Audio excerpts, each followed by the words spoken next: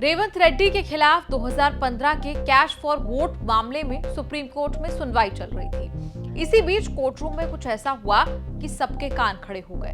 दरअसल बीआरएस नेता के कविता को हाल में जमानत मिली थी, जिसके बाद रेवंत रेड्डी ने उन पर एक बयान दिया था। उसी बयान को लेकर जज साहब नाराज हो गए। एक मीडिया आउटलेट द्वारा प्रकाशित रिपोर्ट में रेड्डी ने कहा, ये तथ्य है कि बीआरएस ने 2024 के लोकसभा चुनावों में बीजेपी की जीत के लिए काम किया। ऐसी भी चर्चा है कि कविता को जमानत बीआरएस और बीजेपी के बीच हुए समझौते के कारण मिली।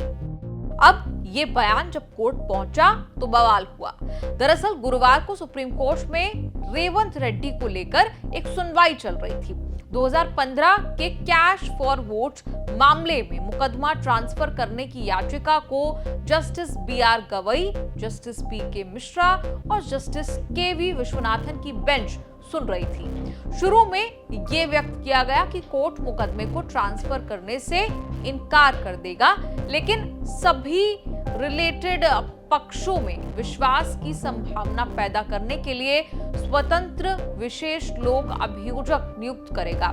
कहा गया कि आदेश दोपहर 2 बजे दिया जाएगा, लेकिन लंच के बाद सुनवाई चली गई रेवंत रेड्डी की उन टिप्पणी पर जो उन्होंने के कविता की जमानत पर की थी। बता दें कि के कविता दिल्ली के शराब नीति घोटाले से जुड़े मनी लॉन्ड्रिंग मामले में आरोपी है।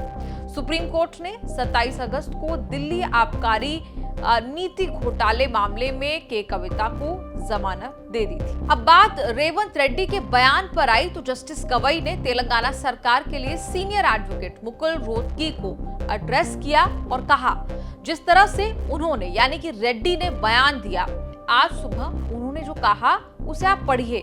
एक जिम्मेदार मुख्यमंत्री द्वारा इस तरह का बयान जो किसी के मन में आशंका पैदा कर सकता है। क्या हम किसी राजनीतिक दल के परामर्श से अपने आदेश पारित करते हैं? ये ऐसा आधार होना चाहिए जिसके लिए आपकी कार्यवाही ट्रांसफर की जानी चाहिए। हमें राजनेताओं की चिंता नहीं है या कोई हमारे आदेशों की आलोचना करता है या नहीं।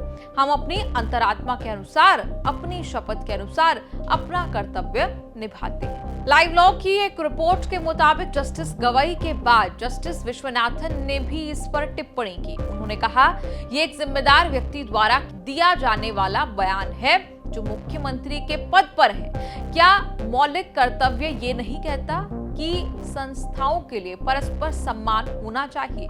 दूरी बनाए रखें लेकिन सम्मान रखें। बयान देखें। इसके बाद जस्टिस गवई ने भी कहा, उन्होंने कहा कि यदि किसी का रवैया इस तरह का अड़ियल है, इस तरह का आचरण, हम हमेशा कहते हैं कि हम कार्यपालिका और विधायिका के क्षेत्र में हस्तक्षेप यानी कोई इंटरवीन नहीं करेंगे, उनसे भी यही अपेक्षा की जाती है।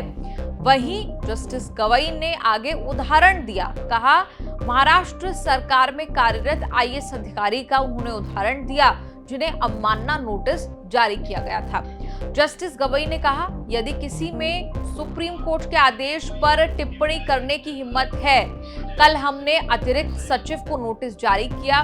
यदि ऐसा आचरण है तो उसे बाहर मुकदमे का सामना करना चाहिए। अगर उन्हें सुप्रीम कोर्ट देश की सबसे बड़ी अदालत का सम्मान नहीं है।